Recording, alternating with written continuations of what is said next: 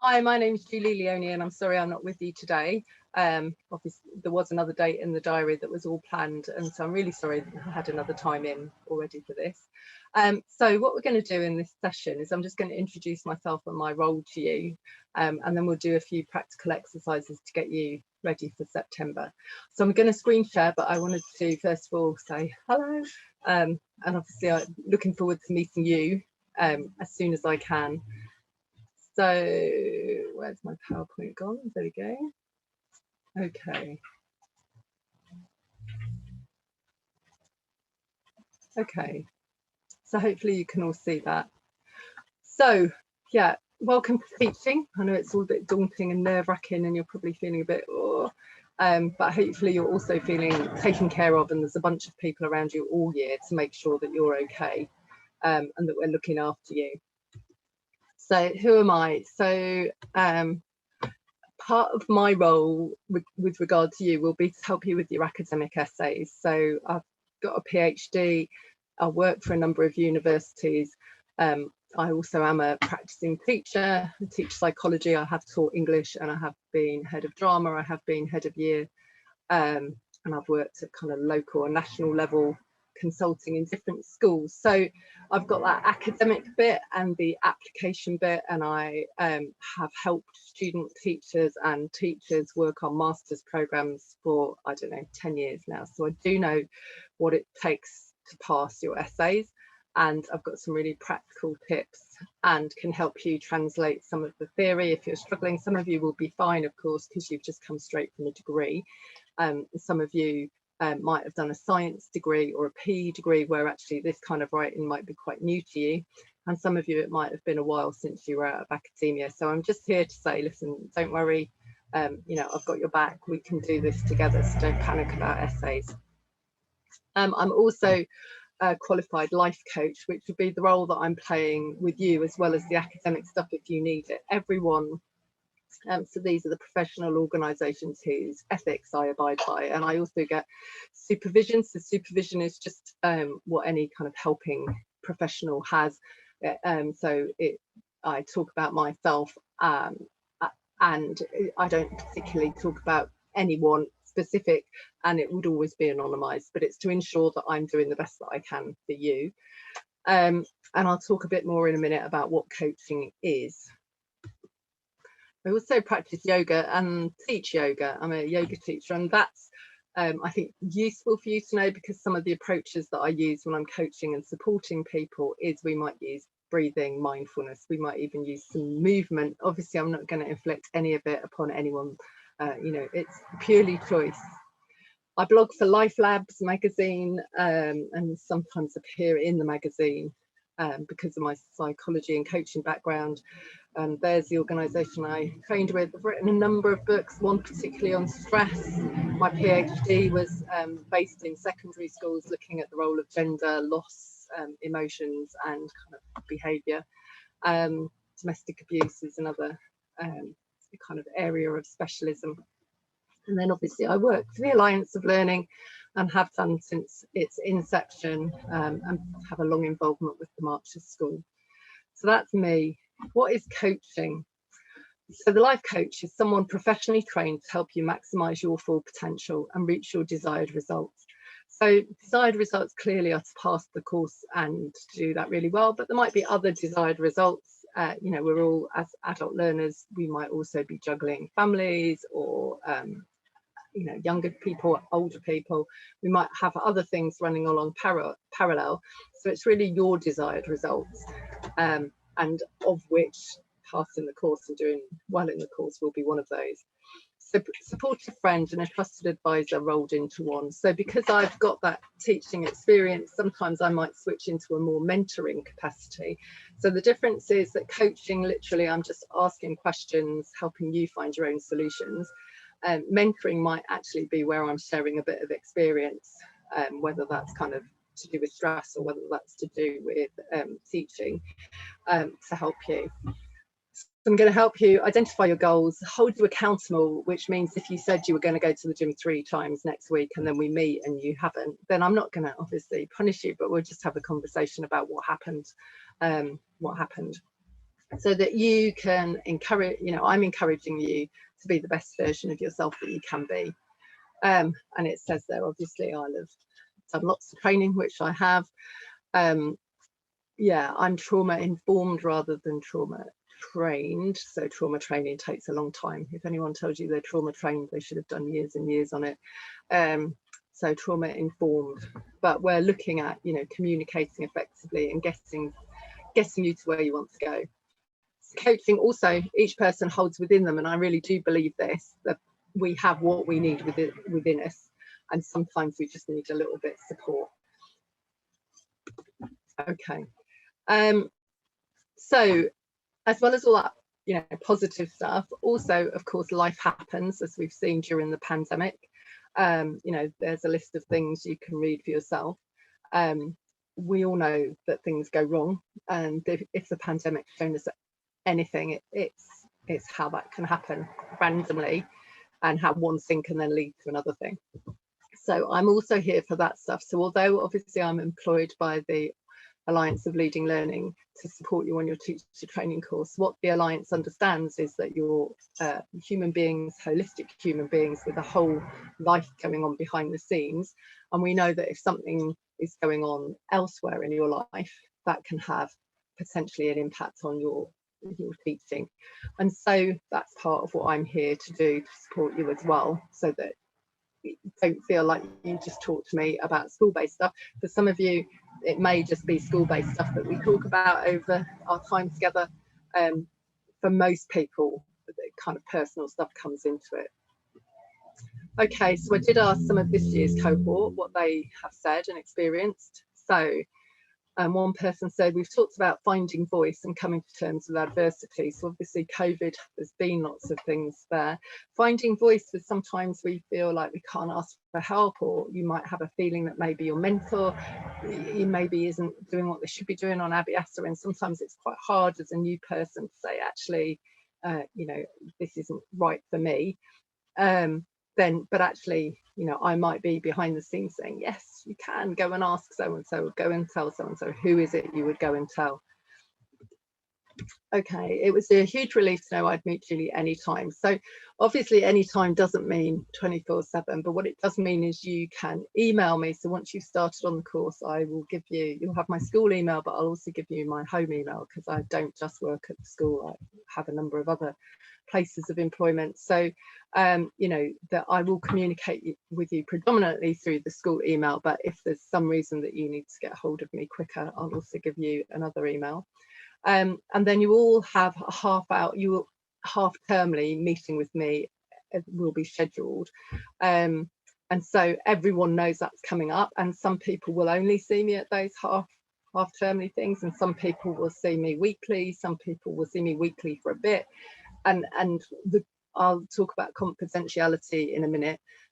But whatever the pattern is of how you're seeing me, the only thing that ever gets reported is I fill in a timesheet for Kate, and literally it would just have your name on, how we met. So some of us will meet face to face. Technology has had its strengths and its weaknesses, but for those people who like it, that will continue. So for example, we might speak on the phone, we might use Teams or Zoom, we might do that after school or during school, but it would be a mutually agreed time. Okay, so helping you maintain a positive outlook and just looking at your achievements. So I'm also there to remind you how well you're doing. Okay, so someone else said it was an invaluable part of their teacher training, place to get everything off your chest and stop stressing. So I have no impact on whether you pass this course or not in terms of assessing you.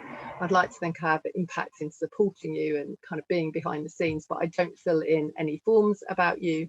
I don't keep any notes on you apart from who I've seen and what time and for how long. Yeah, so everything is confidential. So what that means is that because what you say to me goes nowhere and has no impact, then I might be someone very neutral that you could talk to if you're having troubles with a mentor, or if you're having troubles with a colleague, then I'm a safe space where you can do that. Okay. And this last one, due to the pandemic and constant changes, it's been extremely stressful and difficult. Now we're hoping that for you lot, that's not going to be the case, and that it's all going to be a bit calmer. But we've also learned that things can change very quickly. So being able to refocus my goals and prioritize. So, you know, sometimes there's periods on the course where you might feel overwhelmed with things and you can't see the wood for the trees, and that's what we might talk about. So I talked a little bit about confidentiality, but these are the Alliance of Leading Learning, and these are certainly my boundaries. Okay, so everything you say to me is completely confidential. I don't pass it on to Kate, Elaine, Lucy. They might ask, and I tend to just say, you know, I can't tell you, because that's part of my professional codes of ethics, the confidentiality. However, up front, where I'm telling you now, and I'll remind you when I see you for the first time, that I will break confidentiality if I think that you are being harmed. So if you're at risk, if you're harming yourself, so self-harm, obviously, you know, there's the obvious things like physical self-harm, but also, you know, excessive drinking, not sleeping, anything which is harmful to you, which I think means that you're not functioning in a safe way, I would pass that on. And obviously if you're harming someone else. So these are pretty much the same as child protection that you will go through for schools. But if you tell me about someone who's being harmed, particularly if they're a child in the school, then obviously we have to activate child protection procedures. And the final one is if you're doing something in your teaching which means you're failing to meet the professional standards. Now that doesn't mean, oh my God, I didn't get my books marked, or I lost my temper with that class. It obviously means if it's something that has been harmful to a child. So if you tell me that you've hit a child, of which I can't imagine anyone is going to do, we've never had anyone do that, but were that to arise, that would need passing on. And I would never pass anything on behind your back. So I would always say up front, listen, this is something we need to share. The person, my first port of call always would be Kate, because Kate is the person that has contacts with the people in the marches, but also with the schools. So that's who I would talk to about anything. But the way that would work is that I'd say to you, I need to pass it on, and we might, you know, we talk about how that was going to happen. In the past, there have been people who have been at risk themselves, and I've gone with them to Kate to talk about that, and then instantly a whole load of things come in to support you. And what this means is that I might, just because I know something, and even if I've passed it up to Kate and you've talked to Kate about it, and things have been put into place, no one else on the course will know that unless you choose to tell them. So you're absolutely protected and supported should you need to be. So but everything else is confidential. Okay, and if I talk about anything in supervision, it's always anonymous, so I wouldn't ever give a name or anything. I would just talk about, I'm having trouble with this. So completely protected. Okay, so that's enough about me and what coaching is. So you might like to have a go at this activity. I'll explain it to you, and then you might want to press pause and give yourself some time to do it. So you might want to draw a circle. It doesn't have to be this shape, whatever that is. It's not a pentagram, is it? So you draw a circle, put a dot in the middle, and then I want you to think about what are all the things that you know make you feel better. So for me, drinking lots of water, you know, there's a certain type of food I might have been more explicit and put, you know, fruit and vegetables make me feel better. Eggs. So around the outside, you're going to put spokes from the center, forget the numbers for the minute, put a dot in the middle and put spokes going out to the edge of the circle for all the things that you know make you feel better. So just press pause and do that, and then come back.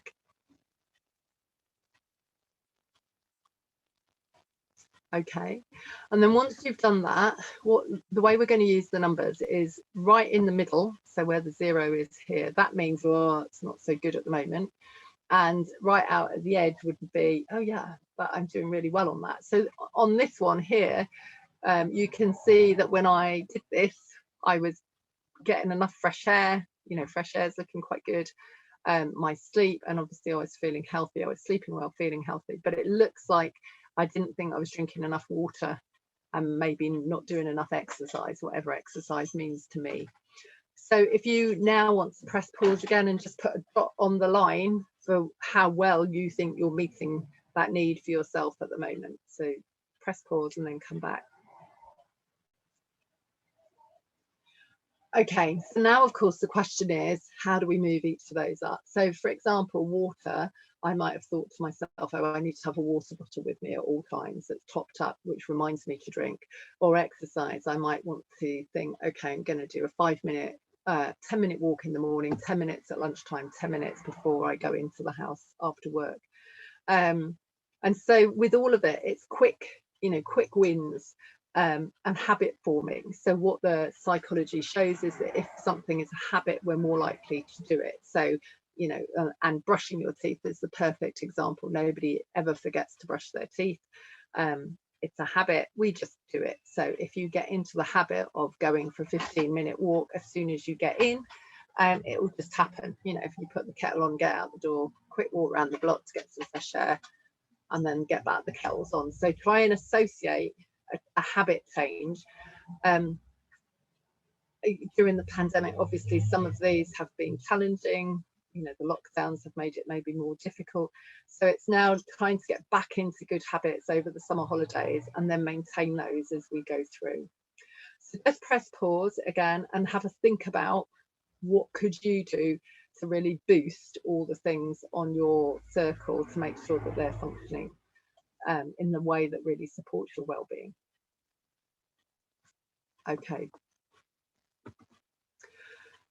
Okay, so obviously there's lots of theory behind all this. Maslow's hierarchy of needs would say that all that basic stuff that we've just been looking at, food, water, shelter, they're really at the bottom. But feeling safe, so obviously during the pandemic, lots of people have felt very unsafe. We know there's been a crisis of anxiety. And of course that gets in the way of self-actualization, and schools are all about how do we get people to do our best. So you might, as you go through the course over the years, I think we've all seen people who were going to the gym and were getting a good night's sleep, and then sometime in between November and February they stop doing that, and then they feel really bad and kind of everything starts to suffer. So I think, although I don't completely agree with this model, I think it's really helpful to remember that if you've got to do those base things of looking after yourself, because otherwise it's much harder to be in a classroom being your best. Okay, so this might be something else you want to have a go at now. As you can see, it's not my model, it's Kurt Lewin's. So the present state and desired state. So obviously you're desiring to become student teachers, and there will be some forces on the left-hand side, as I look at it, green ones, that are moving you forward. So your own motivation, you might have a vision of how you're going to be working in a way that might be more family friendly, more local. It might give you opportunities to travel. It might be something you've always wanted to do. So there'll be lots of positive reasons why you want to do it, and that's moving you forward. You might also have external forces, like you might have people in your life going, yeah, you can do it, you'd be brilliant at this, and that's fantastic. But we will all always, when there's a big change, there's restraining forces. So there might be people who think that why on earth would you want to go back to studying and drop from maybe a good salary to become a teacher? You might have things that are lovely that maybe are a kind of driving force, like, oh, I've got children, so I want to come into teaching because life will be easier with kids. But then the kids might also be a restraining force, because you need to, you'll want to be there for them, and they might have needs and they might get ill, and so you might find that they're on both sides. Partners, again, those of you with partners, they might, however encouraging they are, it's going to create a shift in your relationship. So this is just, I'm going to ask you to press pause and write down on the left hand side, what are all the things, all the people who are really supporting you and moving you forward, and then what do you know might hold you back. And of course it doesn't have to be ill intentioned. So for example, if during COVID you've been doing the shopping for great Aunt Mabel every Tuesday, then you might find that actually that's going to become difficult because you're going to be in school, so if COVID's still around you might be wary of that, but also that's quite a big time commitment which might feel difficult at some point in the course. And so, you know, it's a lovely thing to do, but one of the reasons for doing this exercise now is to spend the summer preparing other people for the change that's going to come along, where you might have to give up some responsibility. So if you're the one that's always done everything around the house, here's your opportunity to change that and to have conversations with either your kids if they're a bit older or your partner to renegotiate who does what, who's responsible for what, so you can drop some stuff because you're going to need to. Similarly, if you've got another job, part-time job, that most people have given that up by the time they're more than halfway through the course. Now I know that having another job's great, it's money, but it can also be a massive restraining force because of the time and the focus it takes up. And of course some of the restraining forces can be ourselves, so we might have our own confidence issues that we're dealing with, that we might feel unconfident, or we might be disorganized and not very good at time management. And so again, just naming those things when you go through and do this model on your own just means that you're aware of them. You can start to manage other people's expectations, but you can also get better at articulating your own things. So if you're someone that really does struggle with confidence, maybe that's something that you and I can work on. Okay, so press pause and have a go at that.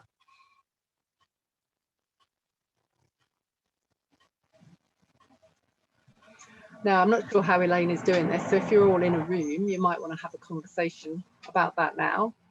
If you're doing this on your own, then just start to have those conversations with other people. Okay, this one I just want to share with you, and we'll keep coming back to it, because I think it's a really useful way for you to understand how you might feel as you start the course. So it's linked to, obviously it's not my work, it's Pamela Bean, who's a transactional analyst, and she links it into the cycles of being born. So if you think about what a baby needs when it's first born, it can't do anything, it can't think anything, it just needs to have other people around it that can feed it and hold it and change its nappies. So it's in a being stage, and when you arrive in school in September, you'll be a bit like that baby. You'll be like, oh, I don't know what I'm doing here, I don't know who I am, I don't know where the toilets are, I don't know where to get food. And so in those early days and weeks, that's what we'll be doing, is making sure you're okay, making sure you've got what you need. And then you'll start to do things as you start to kind of, babies, they start to wave their hands around. The equivalent of that for you might be, oh, I'm going to get files. So filing is always a great way of making you feel like you're doing something without really having to think too much. So you might get your files in order and buy your stationery and all that sort of stuff. You then, excuse me, might start to move into thinking, oh, okay, we're getting all this information, it's starting to make sense. Don't worry, the early days it's easy to feel overwhelmed, but slowly things will start to kind of percolate, and you'll go, oh, okay, I get that, I see how that links to that. And then as you go through, you'll start to find, oh, I feel like a student teacher now. I feel like I'm someone who's joining a profession. I'm starting, this might come when you've maybe done a little bit of team teaching or doing some lessons. For some people, it might happen quite late. And then as you get more skillful, you'll move around and you'll feel more confident at behaviour management, differentiation, etc. And then you'll be moving around to integration, where you'll bring it all together. And then of course, you might have a new class and you go back to that again, feeling like, oh my God, I don't know what I'm doing here. I'll just get the resources. Okay, now I'll think about what I can teach them. Now I'm feeling a bit more like their class teacher. Now I'm feeling a bit more like a skilled class teacher. And now I'll put that all together before I pick up a next class. So just to flag up for you really that, it's a process of change and flux. And some of you will have come from university where you kind of knew who you were, you knew you were a student, you knew what your studying involved, you'd integrated it, and you were obviously leaving, having done your exams, so at the top of your game really. And some of you will have come from other careers where, again, you would have known what you were doing, you would have known, everyone would have known you knew what you were doing around there. And so that can be quite tough to go back to the beginning. So acknowledge that. If you're struggling with that, again, that's something that you and I can talk about. There's nothing to be ashamed of. It is a tough thing when you start somewhere new, and having been, you know, we've had people over the years who've been quite high up in their positions and then go back to being, you know, newbies, and that can be really tough. So be kind to yourself, really, is what this model is saying. Okay, so I'm going to leave you with 2 practices which I really invite you to start now and to keep going every day for the rest of your life. So this one is to be done at the end of the day, and it's literally answering these questions. So what have you got to be grateful for? What are you pleased with? So that's something to do with how proud you are of yourself. Who do you value? So there might be people around you who've helped you. What have you enjoyed and what have you appreciated?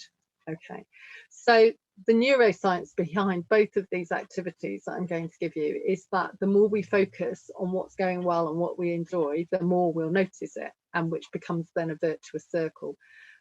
If we start to focus on what we don't like and, you know, what's not going well, then actually that cycles downwards too. So we want to keep that upward cycle going.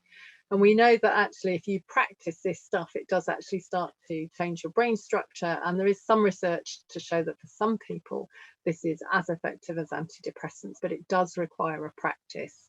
So literally 5 minutes before bed, I always advocate, you know, pen and paper, because screens an hour before bedtime are a big no-no, because they get in the way of your ability to sleep. So writing down and really listing, and at the end of a bad day, it's just a nice thing to do before you go to bed.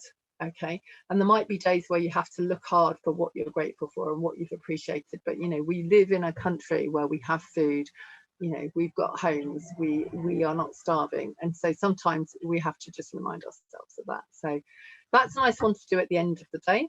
And so what you might want to do now is press pause, and whatever time it is you're listening to this, just practice it for so far today. Answer those questions and answer them in as specifically as you can. So rather than just putting I enjoyed school, you know, choose moments, like little photographs of what you enjoyed, or if you value John, then what is it about John that you value? So be specific. So take a minute and press pause. Okay. And then this one's at the beginning of the day, and it might be one that you do literally before you put your feet on the floor, or it might be as you're boiling the kettle. So again, trying to associate a new habit with something that's already a habit. So you might want to, just as the kettle's boiling, stand there and think, okay, what are all the things I'm looking forward to today? Because again, it's very easy to get into a to-do list in your head of all the things you've got to do, and then that can, sometimes that can be fine, sometimes that can feel like overwhelming. Whereas if you can look forward to things, and it might be simple things like seeing so and so at school, or the drive through the countryside, or something you like to watch on telly that night, what are the things you're looking forward to? So again, if you want to press pause, and starting this minute now, whatever time it is when you're doing this, for the rest of the day, just list as many things as possible as you can of things you're looking forward to. Okay. And then just start to think about what you do to relax, and make sure that you're doing it. It's very easy to squeeze this stuff out as you go through the course, but actually, again, if the pandemic has taught us anything, it is that our health has to be a priority, because without health nothing else works. And we also know that how important our immunities have been during the pandemic, and what the research shows, and there's oodles of research to show that stress negatively impacts upon immunity. So it's absolutely critical that you keep going and, you know, go back to some of the things that you know to do to relax. So again, I'm going to press pause if you want to just list the things that you do to relax, and then think about how you're going to make sure you do them.